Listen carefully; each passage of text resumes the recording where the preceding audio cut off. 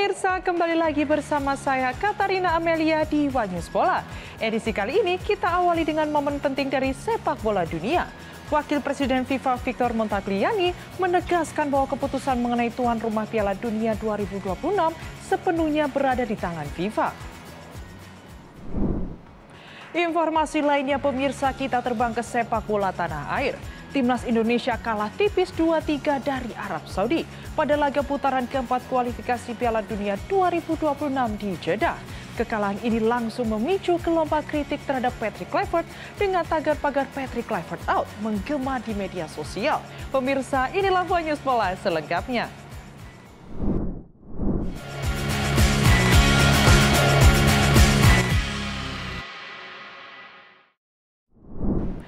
Timnas Indonesia tidak hanya membawa semangat juang ke putaran keempat kualifikasi Piala Dunia 2026 zona Asia, namun juga memiliki salah satu pemain dengan nilai pasar tertinggi. Jay Itzes bek Sassuolo tercatat sebagai pemain termahal kedua di ronde ini dengan market value mencapai 7,5 juta euro.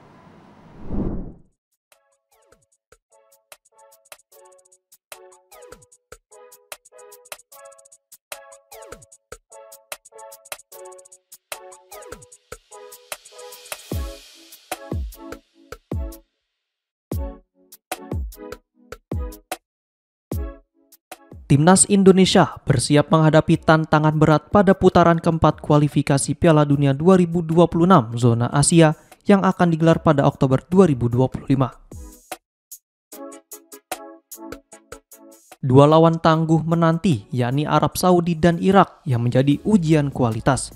Sekaligus kesempatan bagi skuad Garuda untuk menunjukkan perkembangan sepak bola Indonesia di level internasional.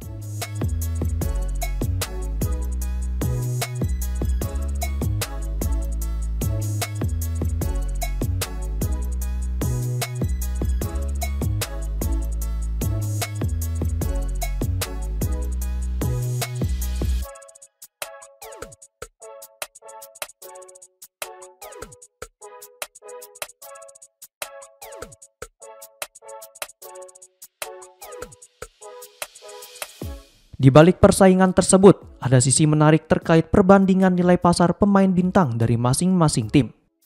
Timnas Indonesia memiliki Jay Itzes sebagai pemain dengan market value tertinggi kedua di ronde keempat. Bek Sassuolo itu kini bernilai 7,5 juta euro atau lebih dari 130 miliar rupiah. Kenaikan harga pasarnya dianggap wajar, mengingat Itzes konsisten tampil impresif baik di level klub maupun bersama timnas.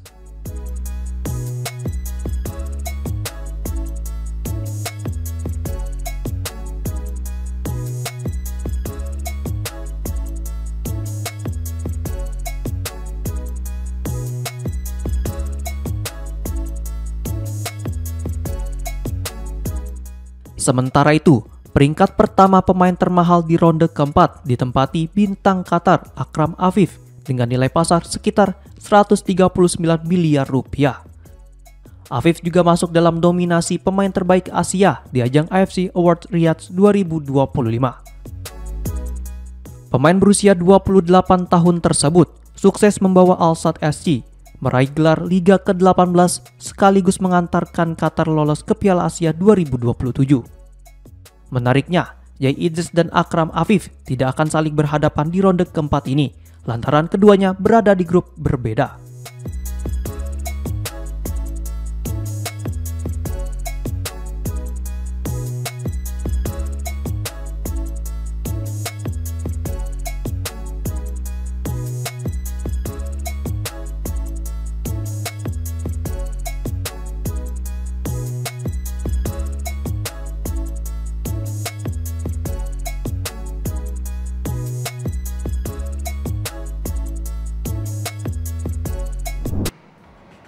Timnas Indonesia kalah tipis 2-3 dari Arab Saudi pada laga putaran keempat kualifikasi Piala Dunia 2026 zona Asia di Jeddah.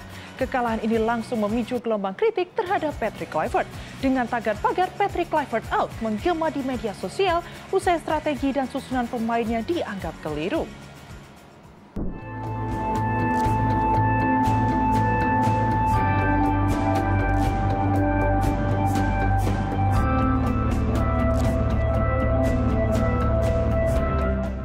Timnas Indonesia harus menelan kekalahan tipis 2-3 dari tuan rumah Arab Saudi dalam laga putaran keempat kualifikasi Piala Dunia 2026 zona Asia yang berlangsung di King Abdullah Sports City Stadium Jeddah pada Kamis 9 Oktober 2025 dini hari waktu Indonesia Barat.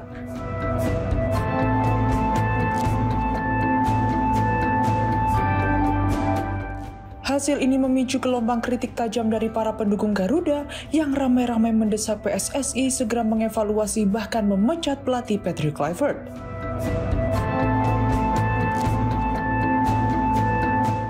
Dalam pertandingan tersebut, 2 gol Indonesia dicetak oleh Kevin Dix melalui titik putih.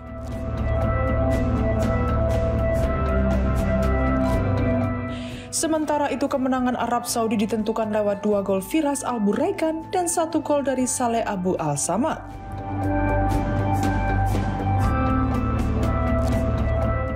Sayangnya 3 gol yang bersarang ke gawang Indonesia bermula dari kesalahan sendiri. Gol pertama Arab Saudi lahir akibat blunder Mark Klok di menit ke-17 yang membuat bola berhasil direbut dan dikonversi menjadi gol oleh Saleh Al Samad. Gol kedua datang dari titik penalti setelah Yakob Salyuri melakukan pelanggaran di kotak terlarang. Melalui tinjauan VAR, wasit asal Kuwait Ahmad Al-Ali menunjuk titik putih yang dieksekusi sempurna oleh Firas Al Buraikan pada menit ke-36. Gol ketiga pun kembali dicetak Al Buraikan usai memanfaatkan kelengahan lini belakang Indonesia di awal babak kedua.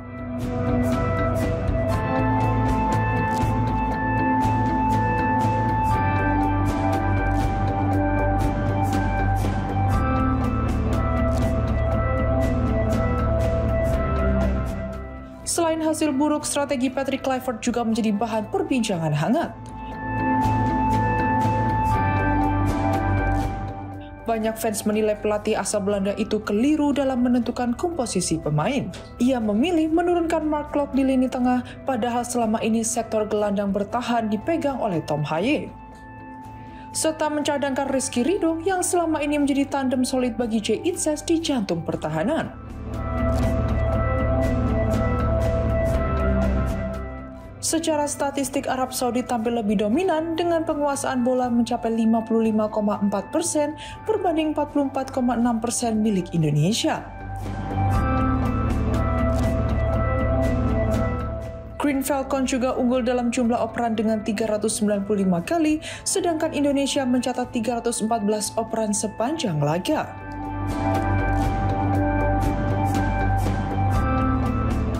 Dari sisi peluang, Arab Saudi mencatat 17 tembakan, 10 diantaranya tepat sasaran.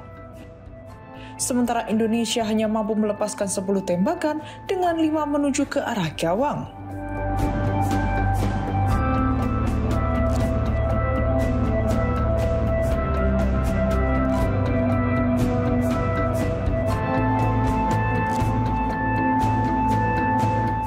Kekalahan ini menjadi tamparan keras bagi Patrick Kluivert yang baru menukangi timnas Indonesia. Para supporter menilai performa Garuda belum menunjukkan karakter kuat sebagaimana yang diharapkan dan menuntut evaluasi menyeluruh sebelum menghadapi laga berikutnya melawan Irak. Wajar saja jika para pendukung timnas Indonesia melontarkan kritik tajam. Tagar hashtag Patrick Kluivert out pun menggema di berbagai platform media sosial sebagai bentuk kekecewaan atas hasil dan performa tim Garuda di bawah asuhan pelatih asal Belanda tersebut.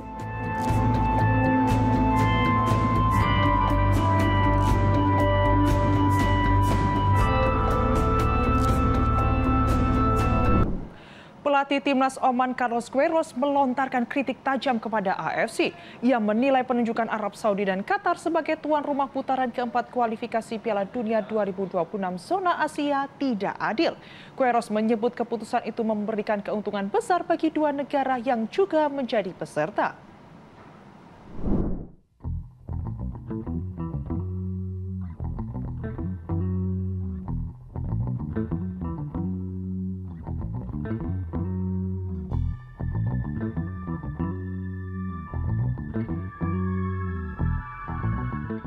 Pelatih timnas Oman Carlos Queiroz melontarkan kritik keras terhadap keputusan Konfederasi Sepak Bola Asia atau AFC yang menunjuk Qatar dan Arab Saudi sebagai tuan rumah putaran keempat kualifikasi Piala Dunia 2026 zona Asia.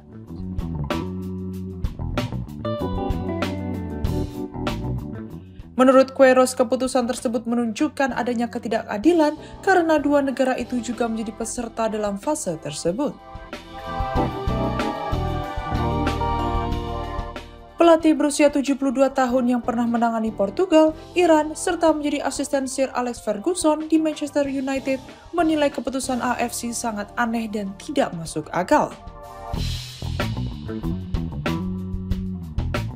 Seharusnya pertandingan pada fase penting seperti ronde keempat digelar di tempat netral seperti Jepang atau Kuwait, bukan di kandang salah satu peserta.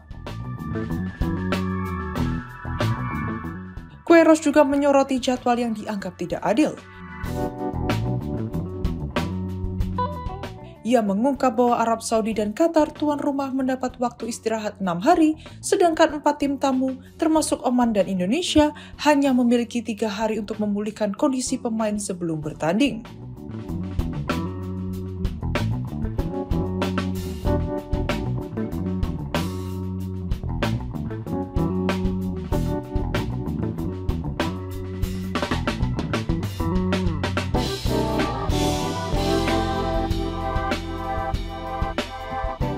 Menurutnya, keputusan semacam ini bisa mencederai semangat fair play dan mengganggu integritas kompetisi. Oman sendiri tergabung di grup A bersama Qatar dan Uni Emirat Arab, sementara grup B berisi Arab Saudi, Irak, dan timnas Indonesia. Sama seperti Oman, timnas Indonesia juga merasakan ketimpangan situasi karena harus bermain tandang dengan waktu pemulihan lebih singkat dibanding tim tuan rumah.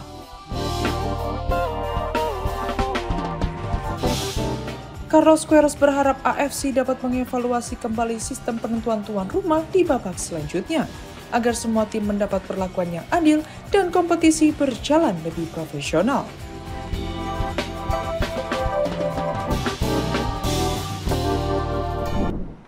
Bintang Liverpool Mohamed Salah tampil gemilang dan membawa Mesir lolos ke Piala Dunia 2026.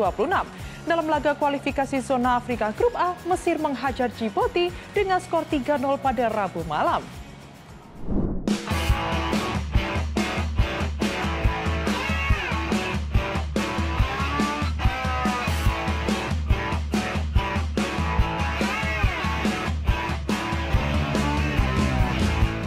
Bintang Liga Inggris sekaligus Liverpool, Mohamed Salah membawa Mesir memastikan tiket ke Piala Dunia 2026 setelah menekuk Djibouti 3-0. Pada laga grup A kualifikasi Piala Dunia 2026 zona Afrika, Rabu 8 Oktober malam di Larbi Zauli, Casablanca.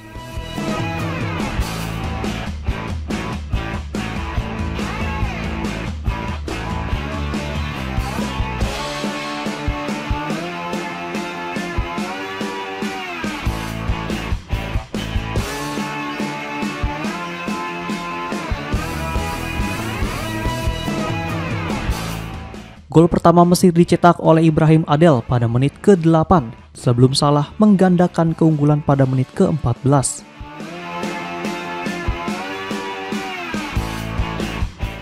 Bintang Liverpool itu kemudian menutup kemenangan Mesir dengan gol keduanya di menit ke-84.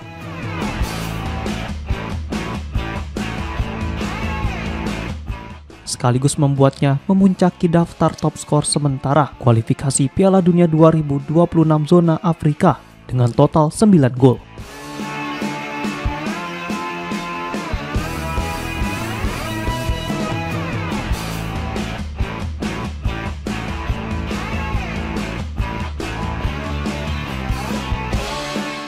Kemenangan ini membawa Mesir kokoh di puncak klasemen grup A dengan 23 poin dari 9 pertandingan.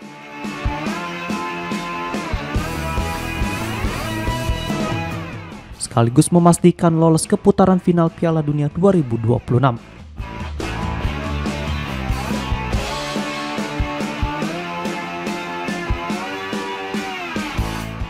Kepastian itu didapat karena rival utama Burkina Faso yang kini mengumpulkan 18 poin sudah tak mungkin mengejar Mesir.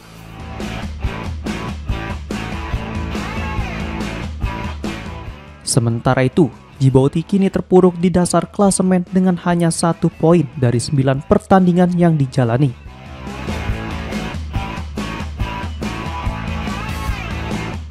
Dengan sisa 1 laga tersisa, Mesir kini bisa fokus mempersiapkan diri untuk putaran final Piala Dunia 2026.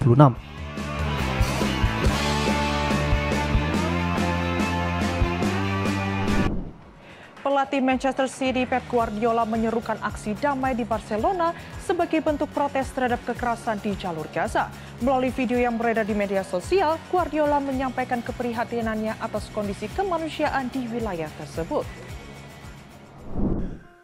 Estem assistint a un genocidi en viu i en directe on milers de nens i nenes ja han mort i d'altres poden encara morir. La franja de Gaza està devastada i riades de gent camina sense rumb, sense aliments, aigua potable ni medicines. Només la societat civil organitzada pot salvar vides i pressionar els governs perquè actuïn d'una vegada. El 4 d'octubre, a les 12 hores, a Jardinets de Gràcia, inundarem els carrers per exigir la fi del genocidi. Penyusun taktik Manchester City asal Spanyol, Pep Guardiola, mengajak warga Barcelona untuk turun ke jalan dalam aksi damai pada Sabtu 5 Oktober. Hal ini ia suarakan sebagai bentuk protes terhadap konflik dan kekerasan yang terjadi di jalur Gaza. Dalam sebuah video yang beredar di media sosial, Guardiola menyampaikan keprihatinannya atas situasi kemanusiaan di wilayah tersebut. Selain itu, Guardiola juga menyebut bahwa ribuan anak telah menjadi korban. Sementara warga sipil berjuang untuk bertahan hidup di tengah keterbatasan makanan, air bersih, dan obat-obatan.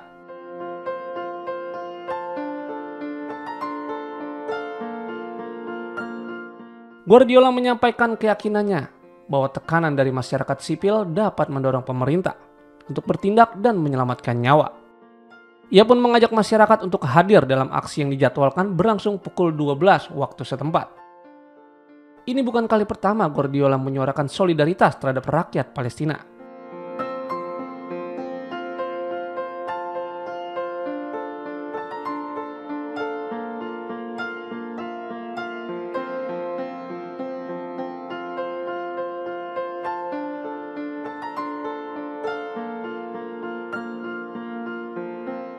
Pada Juni lalu, saat menerima gelar doktor kehormatan dari Universitas Manchester, ia juga menyinggung penderitaan warga Gaza dan menyatakan bahwa tragedi kemanusiaan ini melukai nurani.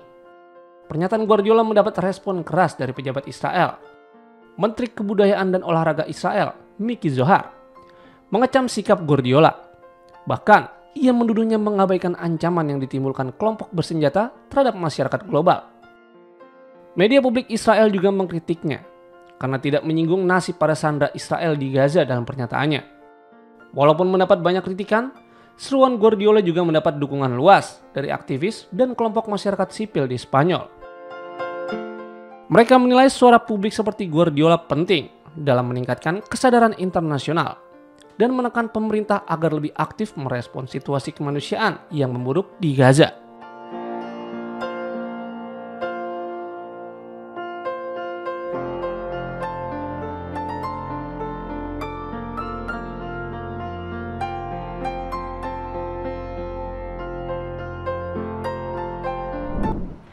Wakil Presiden FIFA Victor Montagliani menegaskan bahwa keputusan mengenai tuan rumah Piala Dunia 2026 sepenuhnya berada di tangan FIFA. Pernyataan ini menjadi tanggapan atas ancaman Presiden Amerika Serikat Donald Trump yang mempertimbangkan pemindahan laga dari kota-kota yang dianggap tidak aman.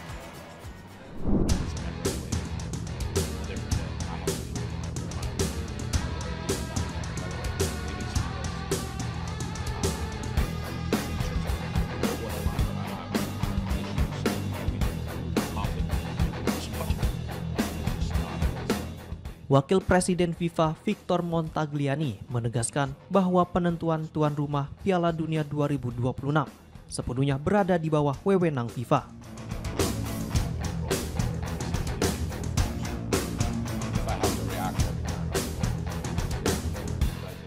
Pernyataan ini muncul sebagai tanggapan atas ancaman Presiden Amerika Serikat Donald Trump yang menyatakan kemungkinan memindahkan pertandingan dari beberapa kota yang dianggap tidak aman.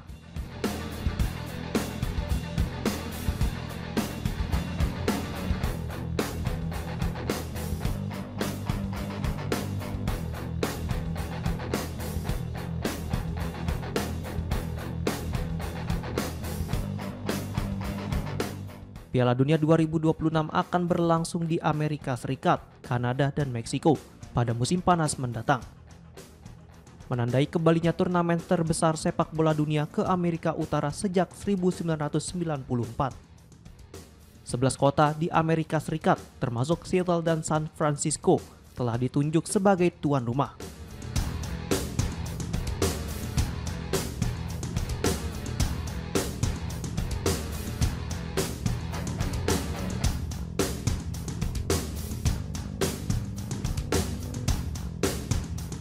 Sorotan Trump terkait keamanan beberapa kota pekan lalu memicu respon tegas dari Montagliani yang menegaskan bahwa FIFA tetap memegang kendali penuh.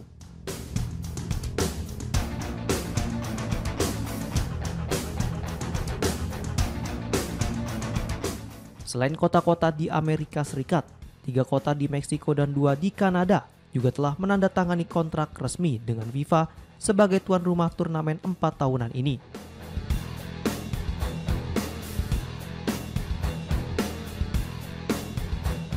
Dengan waktu pelaksananya tinggal 9 bulan lagi, perubahan lokasi akan menimbulkan tantangan besar dari sisi logistik, hukum, dan finansial.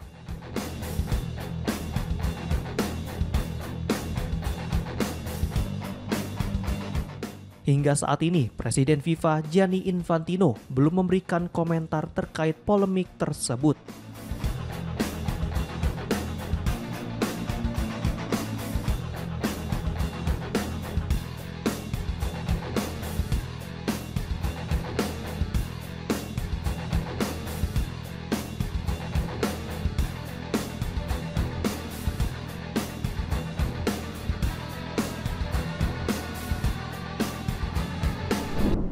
Demikian informasi yang dapat kami sampaikan pemirsa. Terima kasih telah bergabung bersama kami.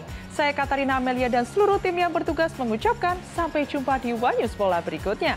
Setiap hari pukul 9 malam hanya di kanal YouTube TV One News.com.